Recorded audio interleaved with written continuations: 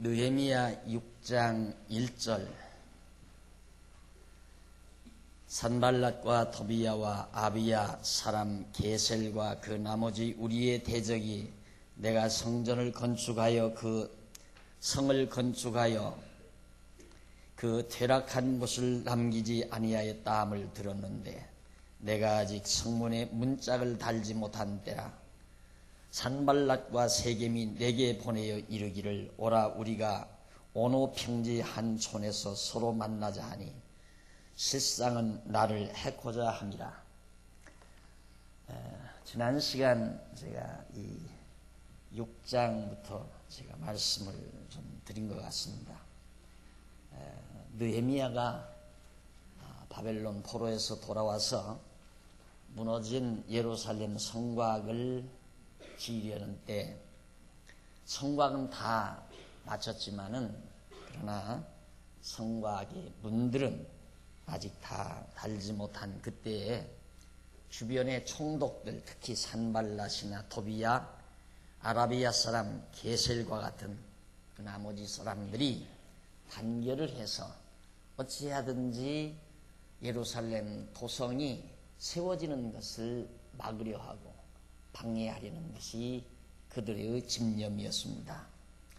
그래서 1절로 9절까지가 느헤미야가 대적의 도전과 유혹에도 하나님만 의지하면서 역사를 그치지 아니하고 계속하는 내용이 나오죠. 거기 9절에 보시면 이는 저희가 다 우리를 두렵게 하고자 하여 말하기를 저희 손이 피곤하여 역사를 정지하고 이루지 못하리라 함이라. 이제 내 손을 힘있게 하옵소서 하였노라. 하나님이여 나에게 힘을, 내 손에 힘이 떨어지지 않게 해달라. 느헤미야는 철저히 어떤 방해 공작이 다가와도 주저하지 아니하고 바로 예루살렘 성을 건축하는 일을 중단하지 않고 하나님을 의지했던 모습을 우리가 볼 수 있었습니다. 지난 시간 제가 말씀드리기를 하나님은 왜 당신께서 하시는 일을 평탄하게 아무런 어려움 없이 이끌어가지 아니하시고 이렇게 어려움을 겪게 만드시는 것일까? 우리들의 신앙생활 속에서 자주자주 낙담하고 갈등을 겪는 이유 중에 커다란 이유가 바로 그겁니다. 우리가 이 거친 세상, 광야와 같은 세상을 살다가 보면 말할 수 없는 많은 시련이 다가옵니다. 고통도 다가오고요.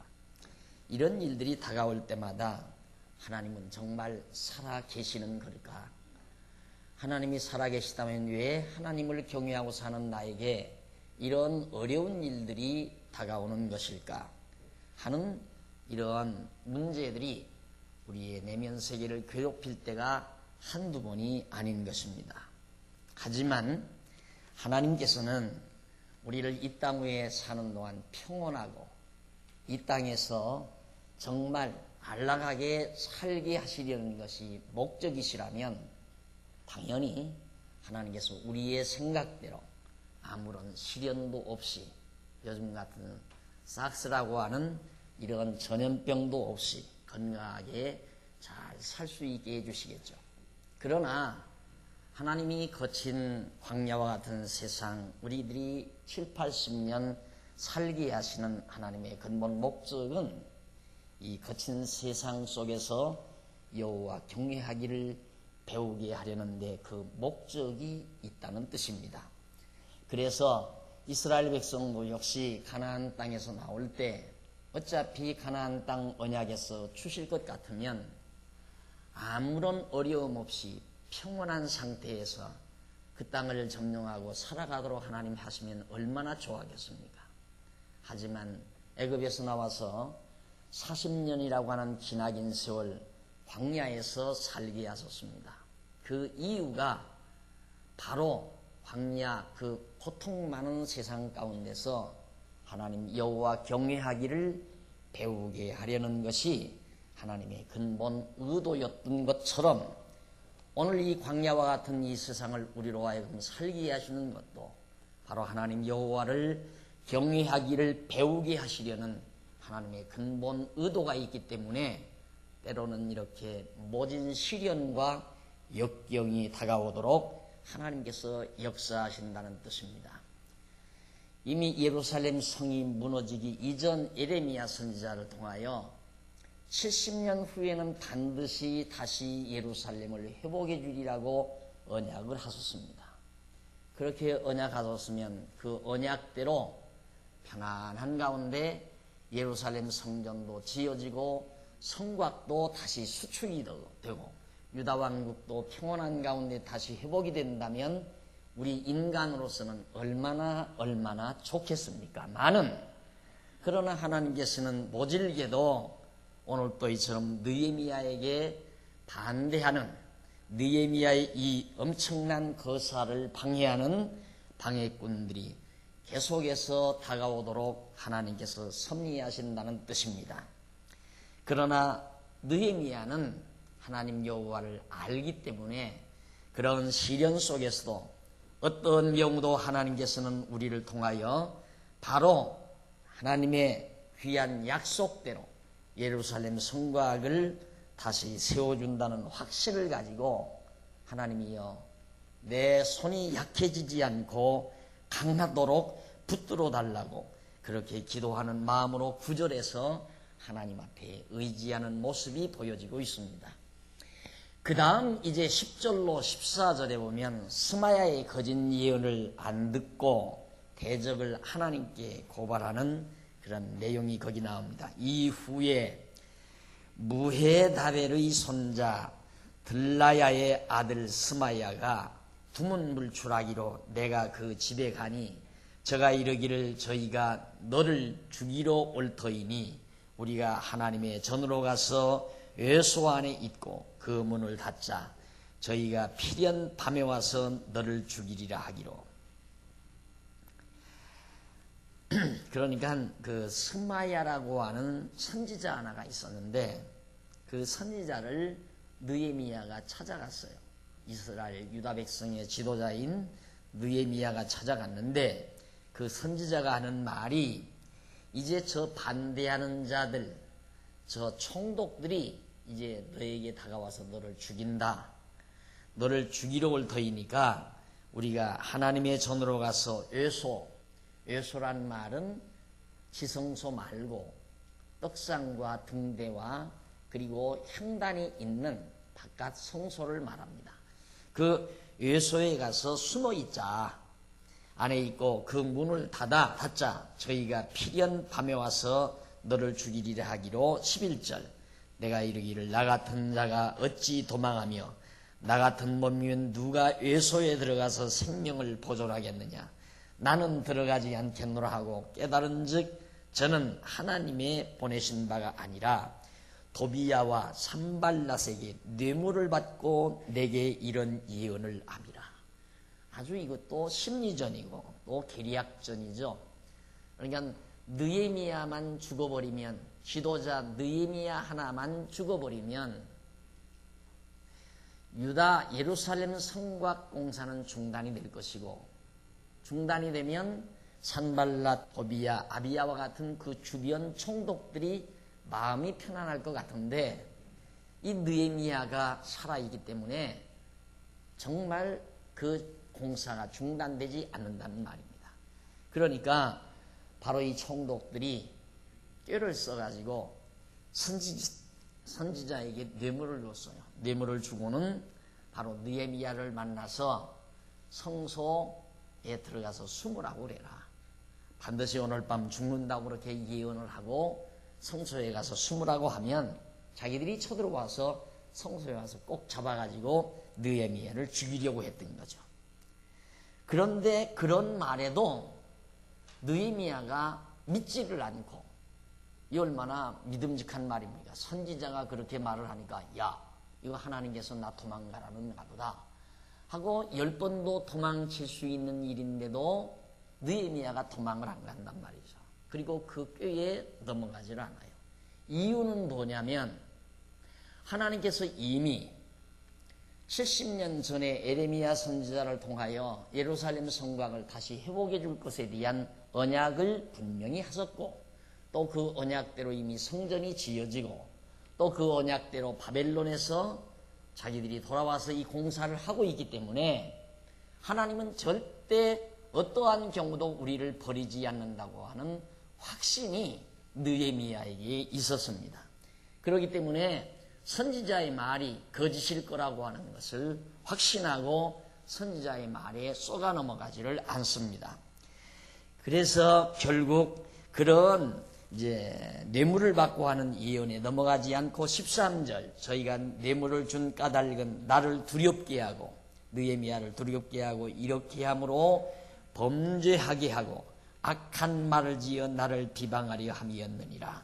내 하나님이여, 느헤미야가 지금 기도하는 말입니다. 내 하나님이여, 도비야와 산발랏과 여선지 노아디아와 그 남은 선지자들 무릇 나를 두렵게 하고자 한 자의 소위를 기억하옵소서 하였느니라.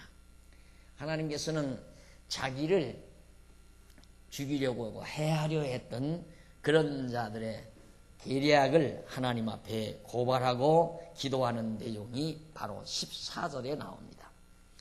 우리가 여기서 보면 느헤미야가 어떠한 경우도 여호와 하나님 말을 의지하는 진정한 신앙인의 자세를 우리가 엿볼 수 있습니다. 반대하며 나올 때도 하나님께 의지하고 자기를 죽이려고 계략하는 자들을 보았을 때도 하나님께 의지하는 느헤미야의 신앙적 자세. 15절로부터 19절에 보면 공사를 끝마치자 이방인은 낙담하는데 도비야는 도전하는 내용이 나옵니다. 성역사가 51일 만에 52일 만에 엘루월 25일에 끝남에 우리 모든 대적과 사면 이방 사람들이 이를 듣고 다 두려워하여 스스로 낙담하였으니 이는 이 역사를 우리 하나님이 이루신 것을 알미니라. 자, 이 주변 이방 민족들이 생각해 보아도 어떻게 70년 동안 포로 생활에 지친 민족들이 저렇게 성을 건축하고 회복할 수 있겠느냐? 그건 불가능하다. 도저히 불가능하다고 다 생각한 거예요. 그런데 와서 그 성을 건축한다니까, 야, 너희들이 성을 건축해 보았댔자 여우가 올라가서 걸어다녀도 다 무너질 수밖에 없을 것이다. 그걸 성이라고 쌓느냐? 너희들은 성 쌓아도 보잘것없는 성을 쌓을 수밖에 없을 것이다 하고 다 무시했습니다. 그런데도 그 공사가 멎어지지 않고 계속해서 진행이 되는데 급기야는 성곽 공사가 다 마무리되어진 거예요. 이 모습을 보고 주변 모든 백성들이 야, 저것은 사람이 하는 일이 아니다. 사람이 한 일이 아니다라는 걸 깨닫게 돼요. 저들이 섬기는 하나님 여호와가 바로 그 성곽을 쌓게 했다는 사실을 주변 모든 총독들이 또 주변 모든 나라 백성들이 이방 민족들이 그걸 깨닫게 됩니다. 그러다 보니까 낙담이 된다 이 말이에요. 이것이 소위 남 잘 되면 배 아프다는 얘기와 같은 거죠. 예루살렘 성곽이 쌓지 못하고 패배로 돌아가고 다 무너져 버려야 자기들의 마음이 속이 시원할 것인데 반대로 예루살렘 성곽이 튼튼하게 잘 중건됨으로 이방 사람들이 다 듣고 낙담을 했는데 그 까닭이 하나님이 이루신 줄을 알고 이스라엘 택한 백성들이 경외하는 하나님이 이루신 줄을 알고 결국 낙담을 했다. 17절 그때 유다의 귀인들이 여러 번 도비야에게 편지하였고 도비야의 편지도 저희에게 이르렀으니 도비야는 아라의 아들 스가니아의 사위가 되었고 도비야의 아들 여호하난도 베레기야의 아들 무술나무 딸을 취하였으므로 유다에서 저와 동맹한 자가 많음이라. 저희들이 도비야의 선행을 내 앞에 말하고 또 나의 말도 저에게 전하매 도비야가 항상 내게 편지하여 나를 두렵게 하고자 하였느니라. 이건 내분이지요. 바로 이 도비야라고 하는 이 사람이 하나의 총독인데 이 사람이 이제 결국 느헤미야가 성곽을 쌓는 일에 대해서 별로 반가워하지 아니하고 끝까지 방해하고 반대하는 그런 입장에 섰던 사람이 도비야였습니다. 그러니까 하나님의 뜻을 이루어 가는데도 많은 방해가 있을 수 있고 역경도 다가올 수 있게 된다. 왜냐하면 이제 말씀드린 대로 사람이 한 것이 아니라 하나님의 능력으로 했다는 사실을 깨닫게 하려는 것. 결국 하나님의 능력을 드러내려는 것이 바로 하나님의 섭리라는 뜻입니다. 이런 하나님의 경륜을 우리가 생각해 보면 우리가 자신만만하게 산다는 것은 참 어리석은 거죠. 다시 말해서 하나님을 제외하고 자기의 의지력이나 자기의 야망이나 자기의 포부를 가지고 힘있게 살아간다는 것이 얼마나 어리석은 태도인가를 알 수가 있습니다. 우리는 항상 이런 태도여야 됩니다. 하나님의 뜻이면 이것도 하고 저것도 하리라 하는 얘기예요. 하나님의 뜻이면 이것도 하고 저것도 하리라. 자, 그래서 사실상 우리는 하나님의 약속 외에는 확신을 가지면 안 됩니다. 하나님이 약속하신 것 이외에 다른 것, 자기 욕심대로 어떤 목표를 걸어놓고 기어코 내가 이것은 달성해야 된다고 사는 사람처럼 어리석고 미련한 자가 없습니다. 모든 사람들이 다 그렇게 살지 않습니까? 사람은 꿈을 가져야 돼. 그래서 자기가 꿈을 꾸고 꿈을 가지고 그 꿈을 실현하기 위해서 열심히 땀 흘려 살아갑니다. 그러나 그 꿈이 실현이 되지를 않습니다. 그래서 스스로가 나는 성공하지 못한 자이다. 나는 패배자이다. 사람이 이 세상 살아가면서 가장 많이 받는 스트레스의 요인이 내가 바라고 소망하는 것이 이루어지지 않는 것. 즉, 내 꿈이 달성되지 않았다라고 생각되질 때 다가오는 스트레스. 이것이 인간을 근본적으로 불행하게 만들어 놓는 겁니다. 조금만 생각해 보면, 내가 참 어리석게 사는구나. 내가 공연히 하나의 목표를 만들어 놓고 그 목표를 위해서 애써 노력하다가 안 되면 나는 실패자다 라고 스스로가 자기를 그렇게 격하시켜서 그것 때문에 좌절하고 맥풀리고 스트레스 받으면서 사는 것이 인간의 모습임을 누구나 부정할 수 없을 것입니다. 지혜자는 그렇게 살지 않습니다. 하나님이 이것도 하고 저것도 하게 하시면 할 수 있다. 하나님께서 허락하시면 하나님의 뜻이면 이것도 하고 저것도 하리라 라고 하는 하나님의 뜻에 순응하며 사는 자세, 이것이 곧 지혜로운 성도의 자세란 말입니다. 그런 자세는 하루하루 성실하게 삽니다. 오늘 나에게 주어진 일에 조금도 태만하거나 나태하지 않습니다. 하나님이 오늘 나에게 이 일을 하게 하셨다라고 믿기 때문에 그 일을 성실하게 하면서 살아갑니다. 공연히 허황된 꿈을 가지고 그 허황된 꿈을 향해 사다가 그것이 잘 안 이루어지면 나태하고 좌절하고 절망하는 것이 아니라 하루하루 하나님께서 나에게 주어지는 순간순간을 신실하게, 아주 성실하게, 열정적으로 그렇게 살아가는 것이 지혜자의 슬기로운 자태라는 말이에요. 오늘은 나태하지만 내가 이 다음 내 꿈을 이루기 위해서는 그때는 내가 열심으로 하리라. 그래서 항상 내일을 향해서 사는 사람처럼 어리석은 사람이 없습니다. 하나님의 백성들은 근본적으로 미래에 대한 근본 소망이 있죠. 우리의 영원한 장래는 하나님의 나라입니다. 그러나 이 시간 세기는 언제나 지금입니다. 현실입니다. 그래서 하나님을 믿는 성도처럼 정말 실존주의자가 없습니다. 철저히 현실에 삽니다. 허황된 내일을 향해서 살지 않는다 이 말이에요. 살아봐도 오늘과 같아요. 내일은 찬란한 칼라가 이렇게 물들여질 줄 알지만은 안 그래요. 인생은 똑같아요. 오늘이나 내일이나 금년이나 내년이나 또 금년이나 10년 후나 인간 사는 모습 똑같다 그 말이에요.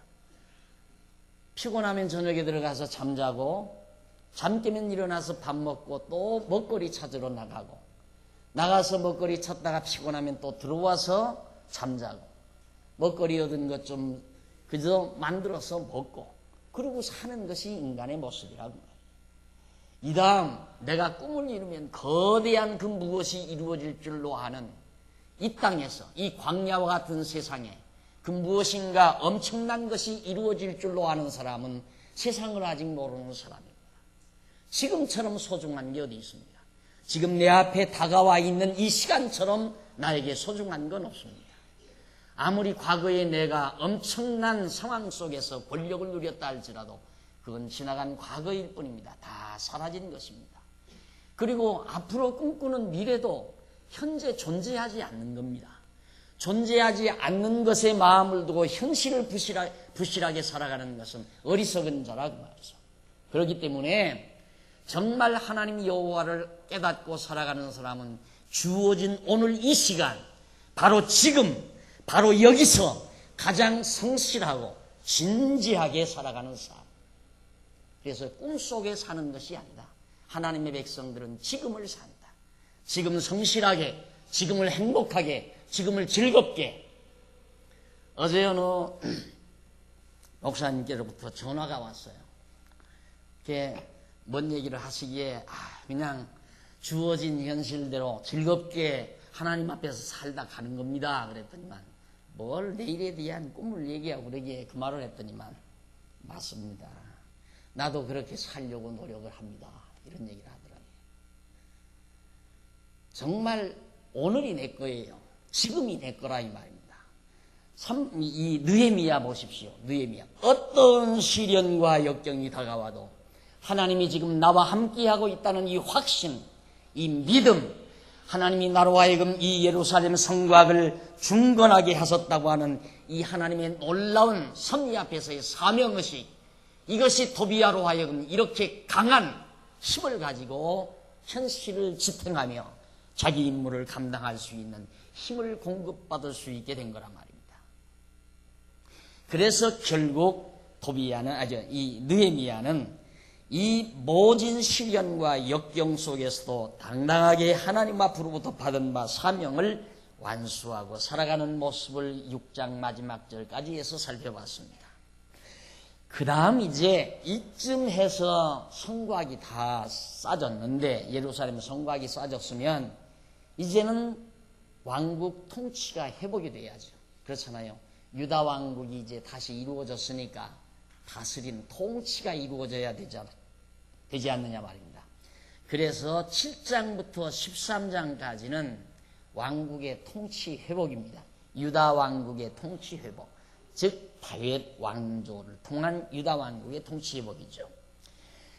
그래서 이제 7장에 넘어가 보면 7일야를 세우는 장면이 나와요. 유다 예루살렘에다가 예루살렘을 다스리는, 유다 왕국을 다스리는 7위자, 통치자를 세우는 장면이 1절로 4절에 소개됩니다.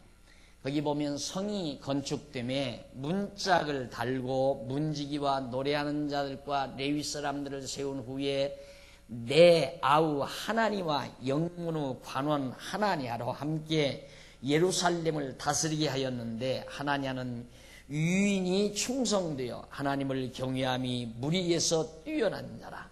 내가 저희에게 이르기를 해가 높이 뜨기 전에는 예루살렘 성문을 열지 말고 아직 파수할 때에 곧 문을 닫고 빗장을 지르며 또 예루살렘 거민으로 각각 반차를 따라 파수하되 자기 집 맞은편을 지키게 하라 하였노니, 그 성은 광대하고 거민은 희소하여 가옥을 오히려 건축하지 못하였습니다.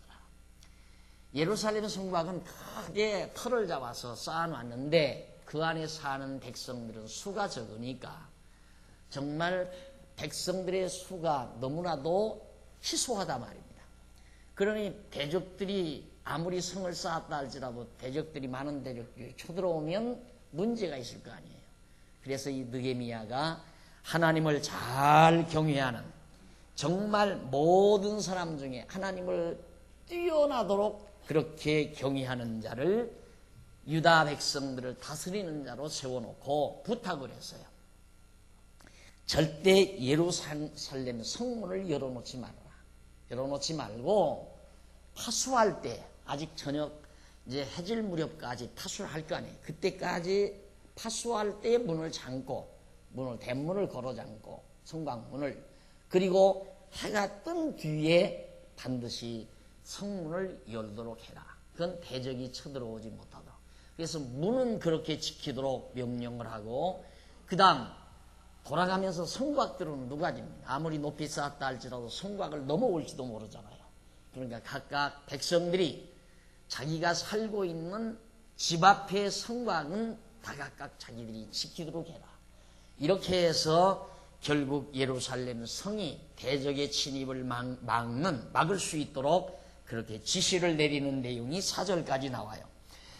그렇게 지시를 해놓고 5절로부터 38절까지 보면 본성으로 예루살렘 성으로 돌아온 지도자와 백성의 여러 자손들의 통계를 거기서 쫙 말해주고 있습니다. 5절 보십시다. 내 하나님이 내 마음을 감동하사 귀인들과 민장과 백성을 모아 그 보게대로 계수하게 하신 거로 내가 처음으로 돌아온 자의 보게를 얻었는데 거기 기록한 것을 보면 옛적에 바벨론 왕 느부갓네살에게 사로잡혀 갔던 자 중에서 노임을 받고 예루살렘과 유다로 돌아와 각기 본성에 이른 자, 그러니까 예루살렘 성으로 돌아온 자의 명단이 거기 7절부터 쭉 나옵니다. 그 7절부터 나오면서 그 백성의 명수가 이러하다면서 8절 보세요. 바로스 자손이 2170명이요 스바냐 자손이 372명이요 등등 이렇게 한 자릿수까지 자세하게 밝히면서 넘어가서 보십시다. 넘어가서 쭉 넘어가 보면 이제 그 28절까지가 바로 그 자손들의 명단이 쫙 나오고요. 숫자까지 다 나오고 그 다음 38절에 보면 제사장들은 예수아의 집 여호야다의 자손 해가지고 973명 등등 해가지고 소개되고 그 다음 43절에 레위 사람들 제사장 족속이죠. 레위 사람들 자손의 명수와 그 다음 46절에 느디님 자손 느디님 사람들 그 다음 넘어가서 57절에 솔로몬의 신복의 자손 솔로몬 왕 때 솔로몬에게 신복이었던 그 사람들의 자손들도 많이 돌아왔습니다. 그 다음 61절에 보면 델멜라와 델하르사와 그룹과 앗돈과 인멜로부터 돌아온 자가 그 다른 지역에서 물론 바벨론 영역이지만은 다른 도성에서 돌아오는 자들이 거기에 다 소개되고 있습니다. 그렇게 해서 그리고 온 그 66절에 한번 보십시다. 66절 보면 온 회중 합계가 42,360명이요. 그러니까 소읍 정도 되죠. 4만 명 정도면 시라고 하기는 좀 곤란하고요. 한 작은 읍 정도 되는 그런 정도의 인원이 돌아왔고 그 외에 노비가 7,337명이요. 노래하는 남녀가 245명이요. 말이 736이요. 노새가 245요. 약대가 435요. 나귀가 6,722였느니라. 바벨론에 포로 갔던 유다 백성들 4만여 명이 많은 짐승들을 이끌고 돌아와서 예루살렘 성곽을 건축하고 재건하고 그 성에서 거처하게 됐다라는 사실을 확인하기 위해서 하는 말입니다. 그 다음 70절 어떤 족장들은 역사를 위하여 보조하였고 방백들은 1,000다리과 금 1,000다리과 대접 50과 제사장의 의복 530보를 보물곡간에 드렸고 또 어떤 족장들은 금 2만 다리과 은 2,200만회를 역사곡간에 드렸고 그 나머지 백성은 금 2만 다리과 은 2,000만회와 제사장의 의복 67벌을 드렸느니라. 이와 같이 제사장들과 레위 사람들과 문지기들과 노래하는 자들과 백성과 몇몇 느디님 사람과 온 이스라엘이 다 그 본성에 거하였느니라 하는 얘기예요.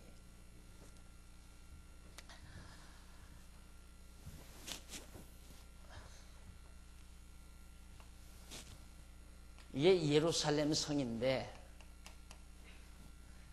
예루살렘 성에서 멀리 이번에 전쟁이 일어난 이라크 땅이죠. 거기가 주 지역입니다. 티그리스 강과 유브라데스강, 이 두 강이 쿠웨이트를 중심으로 해서 흘러내려가죠. 이게 이제 이라크 땅 아닙니까? 이라크 땅. 바벨론이 이 당시에, 바벨론 제국이 이 당시에 이 일대를 다 점령을 했어요. 전부 점령하고 통치하며 다스리던 시대죠. 그때 이제 페르시아가, 파사가 바로 이 바비로니아를 쳐서 멸하고, 그리고는 파사왕 초대왕이 바로 유다 백성들을 놓아준 거란 말입니다. 이제 바벨론이 이 지역을 지배하면서 예루살렘을 쳐서 멸한 거예요. 이 지역을. 그래서 이렇게 점령한 거거든요. 점령했는데 이때 이 도성이 다 무너났단 말입니다. 산산조각. 잿더미만 돼버린 거예요. 잿더미가.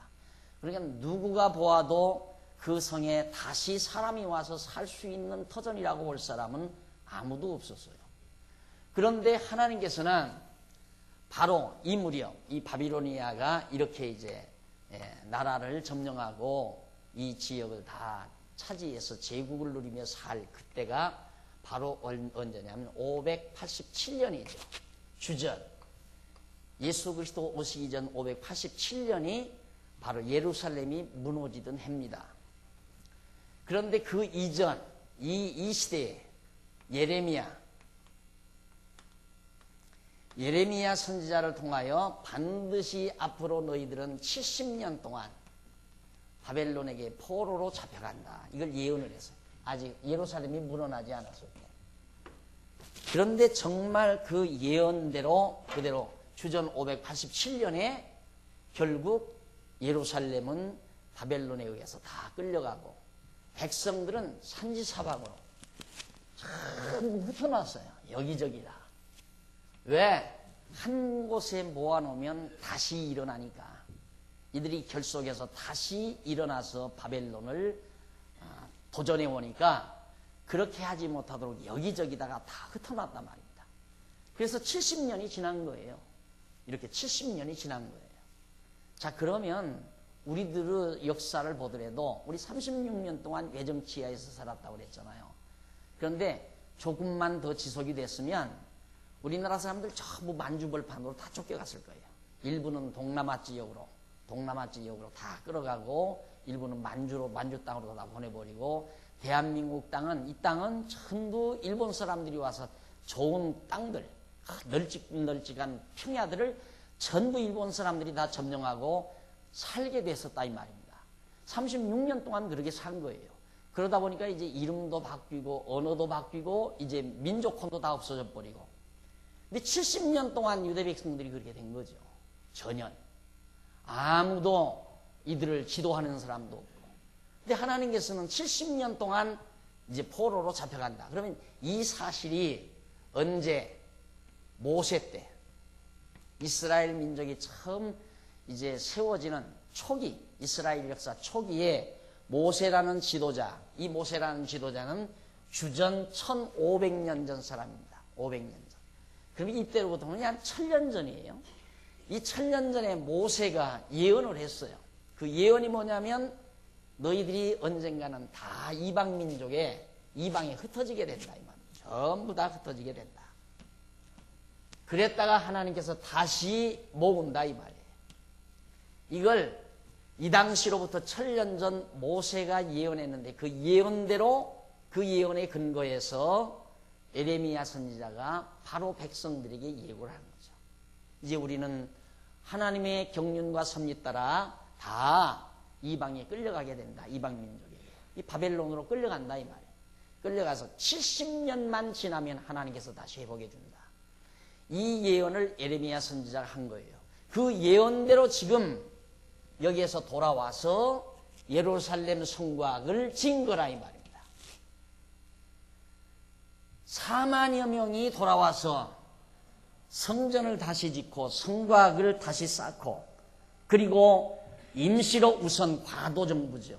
나라 백성들을 지도할 지도자를 세워놓고, 이것이 지금 오늘 아침 우리가 상고하고 있는 7장 마지막 절까지의 내용입니다. 거기 73절, 이와 같이 제사장들과 레위 사람들과 문지기들과 노래하는 자들과 백성 몇 명과 느디님 사람과 온 이스라엘이 다 그 본성에 거하였더라. 도대체 이 땅에 와서 여기서 떠나간 백성들이 70년 후에 다시 돌아와서 잿더미 위에 성곽을 다시 쌓고 거하는 것이 뭐가 그렇게 중대한 일이기에, 거듭 말씀드리지만 오늘 이 아침 우리가 이것을 듣고 배워야 되는가? 이게 바로 우리의 관심사가 아니겠어요? 왜 들어야 되는가? 왜 무엇 때문에 우리는 이것을 알아야 되는가? 도대체 하나님은 무엇 때문에 이렇게 섭리하시는 걸까? 당신의 사랑하는 백성이라면서 사랑한대요. 이스라엘 유다 백성들을 하나님이 사랑한대요. 사랑한다는데 이렇게 모질게 하나님께서 섭리한다 이 말이에요. 이렇게 다 망하게 해서 70년 동안 남의 나라에 가서 완전히 포로 생활하다가 다 잿더미 만든 다음 다시 세워놓는다 이 말이에요. 헐었다가 세우고 다 불태웠다가 다시 일으키고 떠났다가 다시 돌아오게 만드시고, 하나님은 왜 그렇게 하십니까? 문제는 사랑하는데 왜 이렇게 고달픈 역사를 이들 백성들에게, 사랑하는 백성들에게 허락하시는가? 이유는 단 한 가지라 이 말. 하나님은 이처럼 모든 만사를 모세 때부터 다 계획되어 있잖아요. 이게 민족 초기예요. 이스라엘 민족의 역사 초기. 이 초기에 벌써 이스라엘 백성들이 장차 역사 가운데서 이방 나라에 다 끌려갔다가 다시 돌아오게 될 것을 모세를 통해서 하나님께서 언약하시고, 그 언약에 기초하여 직전에 선지자 에레미야를 보내서 70년 동안 남의 나라에 끌려갔다가 돌아오게 된다 예언했는데, 그 예언 그대로 70년 이후에 바로 돌아와서 이 성곽을 쌓고 여기에 거하게 됐다. 기적 아닙니까? 기적. 사람의 생각으로는 도저히 불가능한 일이 이루어진 거라 그 말이에요. 하나님은 왜 그렇게 하시는가? 그렇게 하시는 이유는 하나님이 이처럼 언약하시고 언약대로 성취하신다. 이루신 분이시다. 그 하나님을 알게 하려는 것이, 그러니까 그 하나님 한 분, 하나님은 여호와이시다. 아까 우리 장로님 기도하실 때도 하나님을 여호와로 알게 된 걸 너무너무 감사해요. 왜 그렇게 감사한가? 하나님을 여호와로 아는 것이 글 몇 자 읽어가지고 알아질 수 있는 게 아니라 그 말이에요. 이스라엘 민족에게는 하나님을 여호와로 알리기 위해서 바로 여기서 천년 역사, 지금 천년 역사 아니에요? 여기서 여기까지가 천년 역사예요. 천년 역사 과정을 통해서 하나님은 언약대로 성취하시는 여호와라는 사실을 깨닫게 하기 위해서 하나님께서 저처럼 그 좋은 성곽도 성전도 다 헐어버리고 불태워버리고, 그리고 그걸 다시 짓게 만드시는 하나님의 역사가 바로 지금 오늘 이 아침 여러분에게 소개되는 겁니다. 결국 우리는 하나님이 여호와라는 사실을 깨닫게 하시려는 하나님의 섭리가 이렇게 천년 동안 끊임없이 줄기차게 그대로 언약대로 이루어지는 모습을 역사 속에서 보여준다 이 말이에요. 그래서 하나님은 언약하시고 언약의 근거에서 선지자로 하여금 예언케 하시고 그 예언대로 성취하게 하셔서 알게 하신다 이 말이에요. 하나님을 알게 하신다. 왜? 안 믿으니까. 왜? 경외하지 아니하니까. 왜 하나님은 이렇게 하시는가? 사람들이 어리석어서 하나님을 여호와로 경외하지 아니하니까. 천년 동안의 이 기나긴 역사를 통해서 단 한마디 나 여호와니까 경외하라 이 말. 이것이 천년의 역사의 결론입니다. 우리가 하나님을 여호와로 알고 경외하며 산다는 것이 얼마나 무게 있는 삶인가, 깊이가 있는 삶인가를 이런 과정을 통해서도 우리가 확신할 수가 있는 것입니다. 그래서 이스라엘 유다 백성들이 본성에 와서 거했다는 이 말은 우리에게 엄청난 힘을 공급해 주는 말씀입니다. 맞다, 하나님 살아계시다 이 말이에요. 역사를 지배하시는 하나님 살아계셔서 모든 역사를 당신께서 주관해 가시는데, 그 이유는 오늘 우리로 하여금 하나님을 여호와로 알고 경외케 하시려는 것이 하나님의 역사 섭리의 목적이라는 뜻입니다.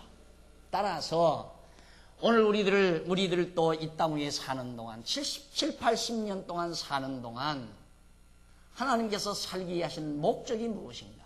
하나님 여호와 경외하기를 배우게 하려는 데 있다 이 말이에요. 그래서 때로는 하나님의 계획된 뜻에 따라서 청계 이스라엘 민족의 역사는 다 이렇게 밝혀놨지만은 우리 개개인의 생애는 하나님이 밝혀놓지를 않잖아요. 그러니까 알 길이 없는 거예요. 우리가 언제 병이 날지, 언제 건강이 회복될지, 언제 부자가 될지, 언제 부자가 됐다가 또 망할지 아무도 모르는 일이라 이 말이에요. 그러나 그것은 하나님의 섭리 경륜 속에 반드시 정해져 있는 뜻이라 이 말입니다. 그렇게끔 되어져 있다 이 말이에요. 확정되어 있다 이 말이에요.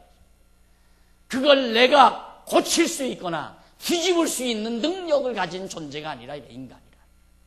따라서 하나님이 되게 하시는 대로 살아가는 것이 지혜자의 올바른 자태다 이 말이에요. 건방지면 안 됩니다. 우리 하나님 앞에 건방지게 살면 안 돼요. 고집 부리며 살면 안 돼요. 안 되는 일을 억지로 이루려고 하면 자기 구만 다친다 이 말이에요. 되는 일이나 열심히 하세요. 구멍가게 지금 잘 되고 있어요.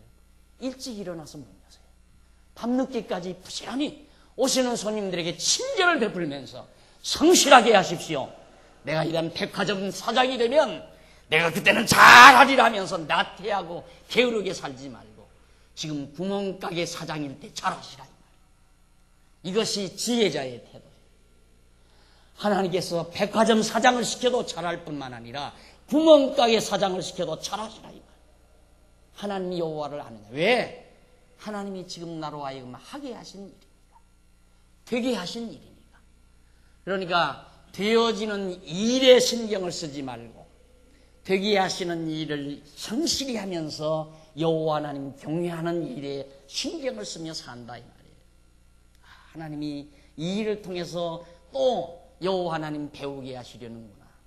망하게 하는 일을 통해서도 배우게 하고 흥하게 하는 일을 통해서도 배우게 하고 다 언약을 통해서도 배우게 하고 예언을 통해서도 배우게 하고 결국 결론은 성취함으로 이루어 주심으로 맞다. 정말 하나님은 살아계시다.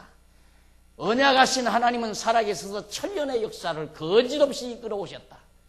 확신을 갖게 만들고 그래서 이스라엘 유다 백성들로 하여금 하나님 여호와 경외하며 살게 하시는 것이 하나님의 살아계신 능력의 섭리라는 사실을 우리는 잊어서는 안 됩니다.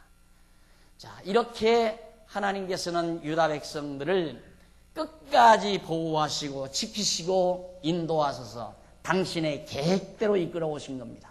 당신의 계획대로, 작정대로. 그래서 지난번에도 말씀드렸는데 도란 말이 있잖아요. 이 도란 말이 있는데 도를 깨닫는다라는 말이 가장 고상한 말로 전해지잖아요. 저분은 도를 깨닫으십니다. 깊이가 있는 인간이라는 얘기거든요. 이 도라는 게 길 아니에요. 길. 이게 길이에요. 이게 길. 이스라엘 유다 백성들이 걸어가야 될 길이 이 길이라 이 말이에요. 길을 내가 개척해서 가는 것이 아니라 하나님께서 이끌어 가시는 그곳이 나의 갈 길이라 이 말이에요. 내 갈 길을 내가 개척해 가는 것이 아니라 하나님께서 정해 놓으신 길로 갈 수밖에 없는 것이 우리의 모습이란 말이죠. 그러니까 우리는 늘 생활 속에서 하나님을 의식하고 살 수밖에 없죠. 오늘은 이렇게 살도록 하나님이 마련하셨구나. 갑자기 사람을 만납니다. 하나님이 오늘은 저분을 만나도록 나를 정해 놓으셨구나. 그래서 만나는 사람을 소홀히 여기지 말고 어떤 사람을 만나더라도 하나님이 만나게 하셨다는 사실을 생각하면서 어떠한 일을 하게 하셨다 할지라도 절대로 소홀히 여기지 말고 하나님이 이 일을 통해서 하나님 여호와 경외하기를 배우게 하셨으니 성실하게 감당할 줄 아는 신실성이 오늘 하나님의 백성들에게는 꼭 필요하다는 말입니다. 어떤 결론이나 방법에 자꾸 치우치지 말라 이 말이에요. 내가 한 달 소득이 얼마냐에 상관하지 말고 내가 하는 일이 소중한 일인가 소중하지 못한 일인가 그건 내가 판단하는 일이지 하나님의 판단과는 다르잖아요. 하나님 앞에서 소중하지 않은 일이 어디 있습니까? 청소하는 일도 소중한 일이고 연구하는 일도 소중한 일이고 돈 버는 일도 소중한 일이고 어저께 어느 분이 사업하시는 분이 어저께 청소한다고 그랬어요. 당신은 사업 안 하고 뭐로 왔느냐고 내가 야단을 줬어요. 당신은 하나님께서 사업시켰으니까 사업 열심히 해야지. 사업 안 하고서는 청소하러 왔네. 다 하나님 앞에서는 소중하지 않은 일이 없어요. 전부가 다 소중한 거예요. 왜? 하나님이 그 일을 하게 하시는 거니까. 그래야 좌절하지 않잖아요. 그래야만이 자기의 삶이 힘이 있어지고 나는 왜 이런 일이나 하고 살까? 이게 벌써 자기를 완전히 비하하는 행위죠. 하나님께서 보세요. 이스라엘 백성들 때로는 광야에서 고생도 시키셨다가 가나안 땅 정복도 하게 했다가 다윗 왕국을 세워서 영화도 누리게 했다가 모든 시련을 겪게 도왔다가 남의 나라에 가서 끌려가서 포로 생활도 하게 했다가 다시 회복해서 또 영광의 찬양을 부르면서 정말 나라를 세워가는 이 영광의 아침도 맞이하게 했다가 이것이 하나님께서 우리 인생들을 이끌어 가시는 하나님의 섭리와 경륜이라는 뜻입니다. 하나님 여호와 경외하기를 배우게 하시려고. 자, 그래서 7장 마지막 절까지 73절까지 성전 재건 공사를 위해 예물을 드리고 모두 본성에 거하게 됐다는 내용이 소개됩니다. 그 다음 8장 넘어가 보면 8장에는 그러면 이렇게 회복된 나라를 어떻게 다스리는가? 통치하는데 무엇으로 통치하시는가? 바로 말씀으로 통치한다. 하나님의 말씀으로 백성들을 통치해 간다. 8장 1절 보십시다. 이스라엘 자손이 그 본성에 거하였더니 7월에 이르러는 모든 백성이 일제히 수문 앞 광장에, 여의도 광장과 같은 곳이죠. 수문 앞 광장에 모여 학사 에스라에게 여호와께서 이스라엘에게 명하신 모세의 율법책을 가지고 오기를 청하며 7월 1일에 제사장 에스라가 율법책을 가지고 남자 여자 무릇 알아들을 만한 회중 앞에 이르러 수문 앞 광장에서 새벽부터 오전까지 새벽부터 점심때 12시까지 남자 여자 무릇 알아들을 만한 자의 앞에서 읽음에 뭇백성이 그 율법책에 귀를 기울였는데 때에 학사 에스라가 특별히 지은 나무 강단이죠. 지금 이런 강단 말이에요. 나무 강단의 섬에 그 우편에 선 자는 mat디랴와 스마와 아나냐와 우리야와 힐기야와 마세야요. 그 좌편에는 선자는 부다야와 미사엘과 등등등 5절. 학사 에스라가 모든 백성 위에 서서 저희 목전에 책을 펴니 책을 펼 때에 모든 백성이 일어서니라. 에스라가 광대하신 하나님 여호와를 송축하며 모든 백성이 손을 들고 아멘 아멘 응답하고 몸을 굽혀 얼굴을 땅에 대고 여호와께 경배하였느니라.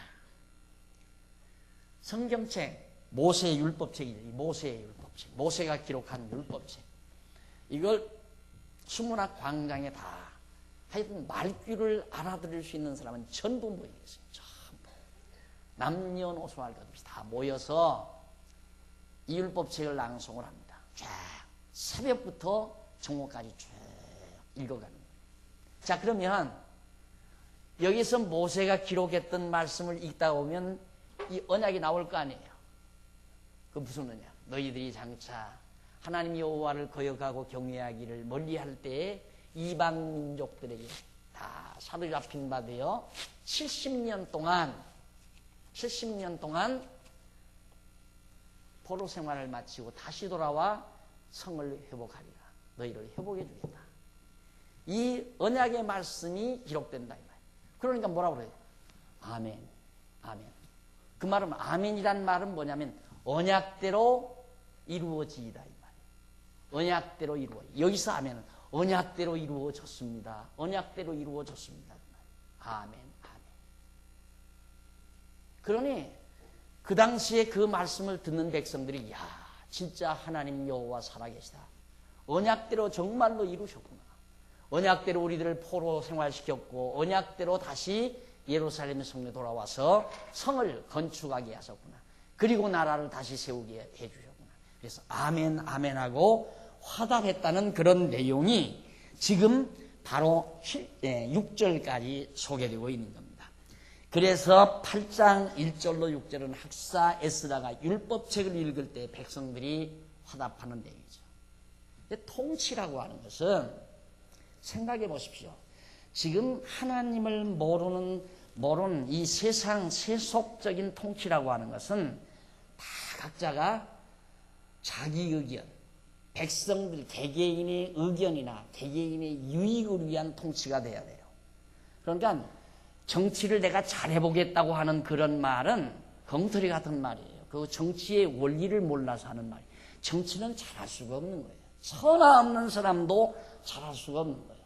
어떻게 세월을 잘 만나가지고 삼저실에 뭐 오일값이 떨어지고 뭐가 떨어지고 다 가격이 낮아질 때 경제가 팍 솟아서 부흥이 되고 집 없는 사람이 집 사고 그러면 야 아무개 때가 참 그립더라.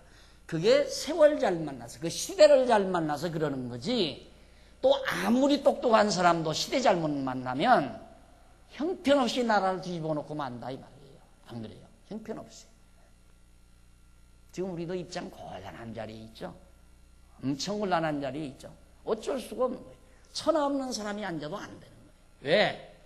하나님을 모르는 인간들은 다 자기 유익을 추구하기 때문에 자기 이권을 위해서는 절대 자기 이권을 취득하는 것이 그것이 진리예요. 그러니까 국가 이익과 바꿀 수 있는 건 없단 말입니다. 미국도 자기 미국의 국익을 위해서는 전쟁도 불사한다 이 말이에요. 그게 바로 인간 사회예요. 그러니까 그 땅에는 평화가 있을 수가 없죠. 전쟁이 일어날 수밖에 없죠. 그래서 바로 하나님이 없는 세상에는 강자만이 살아남을 수밖에 없는 것이다. 그렇다면 지금까지 약자들은 다 죽었어야 되잖아요. 이게 인간들의 마음대로 안 되기 때문에 그렇게는 또 안 되는 거예요. 하나님께서 역사를 주관하시고 좌우하시기 때문에 강한 민족도 망하는 거예요. 그래서 바비로니아도 망한 거고 그렇게 강대했던 페르시아도 망했고 아시리아 제국도 망했고 로마 제국도 망하고 헬라 제국도 망하고 다 망했잖아요. 그들의 강대한 제국 전성기 때 보면 저들이 어떻게 망하랴 하지만 망하게 돼 있다 이 말입니다. 그러니까 하나님께서 이처럼 정말 이스라엘 백성들을 불러놓으시고 이스라엘 백성들로 하여금 당신의 뜻을 따라 나라를 이루어 살도록 섭리하신 하나님께서 무엇으로 다스리게 했는가? 하나님의 말씀으로. 그러니까 자기의 이익을 추구하게 하는 것이 아니라 온 백성들로 하여금 하나님 여호와를 깨닫고 경외하며 살게 만드는 거죠. 그래서 백성이 단결이 되는 겁니다. 유대인들이 지금도 저렇게 강한 단결력을 보이는 이유는 저들은 시오니즘이라고 하는 여호와 사상이죠. 구약 성경에 나오는 이 여호와 그것으로 똘똘 뭉쳐 있는 거예요. 똘똘 뭉쳐 있어요. 그러니까 오늘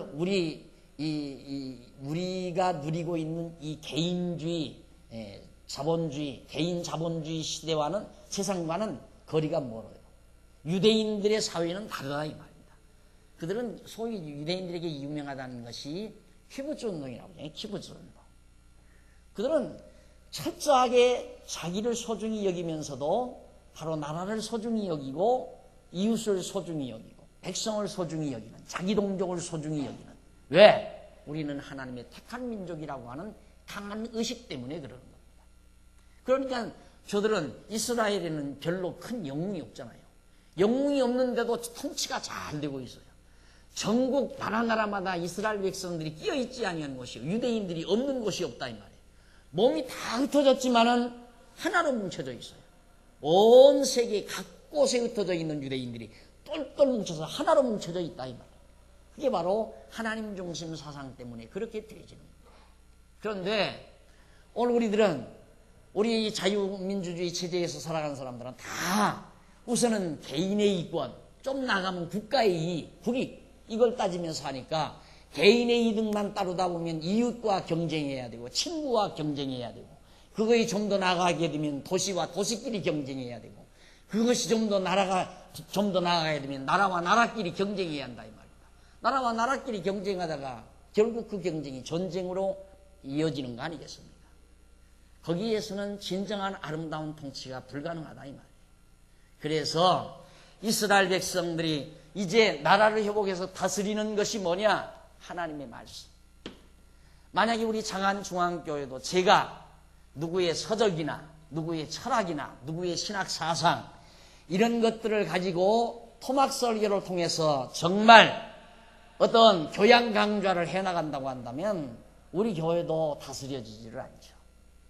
그러나 살아계신 하나님의 귀한 말씀, 성경만 여러분들에게 가르치는 이유가 여기 있어요. 성경 하나님의 말씀만 가르치는 이유가, 누구의 사상도 필요 없어요. 어떤 유명한 철학자의 사상도, 어떤 유명한 신학자의 사상도 필요 없다 이 말이에요. 성경에 다 있는 거예요. 정확하고 분명한 내용이 성경에 있다 이 말이죠. 우리 성도들이 성경을 잘 배우게 되면 결국 하나님 앞에서 살아가게 되니까 서로가 마음이 모아지고 한 마음 한 뜻 돼서 주님의 몸된 교회를 이루어갈 수 있으며 좀 더 우리의 삶이 하나님 앞에서 아름다워져 간다는 것은 두말할 나위가 없는 겁니다.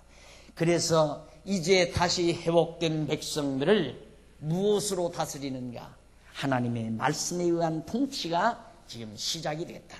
이 통치가 앞으로 어떻게 이루어지는가? 다음 시간 여러분들에게 말씀드리기로 약속하고 오늘 강의 여기서 마치도록 합니다. 기도하십시다. 전능하신 하나님 아버지, 은혜와 사랑을 감사합니다. 이스라엘 백성들 하나님의 정하신 뜻에 따라서 포로로 잡혀갔다가 70년 만에 돌아와서 무너진 성을 다시 쌓고 나라를 회복했습니다. 그 나라가 하나님의 말씀으로 지금 다스려지고 있습니다.